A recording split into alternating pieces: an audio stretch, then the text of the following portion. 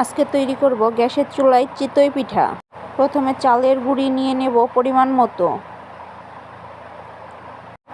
এর সঙ্গে মেশাবো লবণ দিয়ে ভালো করে মিশিয়ে উষ্ণ গরম পানি দিয়ে সুন্দর মতো মাখিয়ে নেব, ভিতরে দলা ভাব যেন না থাকে। এবার আধা ঘন্টার জন্য রেস্টে রেখে দেব। আধা ঘন্টা পরে ঘনত্ব বুঝে একটু পানি দিয়ে নেব। পানি দিয়ে মিশিয়ে আঙুল দিয়ে টেস্ট করে নেব যে ব্যাটার ঠিক আছে কিনা। এখন চুলায় মাটির তাওয়া বসিয়ে দেব। মাটির তাওয়া গরম হয়ে এলে এর মধ্যে ব্যাটার ছেড়ে দিয়ে ঢাকনা দিয়ে ঢেকে দেব। কিছুক্ষণ পর ঢাকনা সরিয়ে কাঁচি দিয়ে পিঠা তুলে নেব। এ হয়ে গেল আমাদের পারফেক্ট চিতই পিঠা।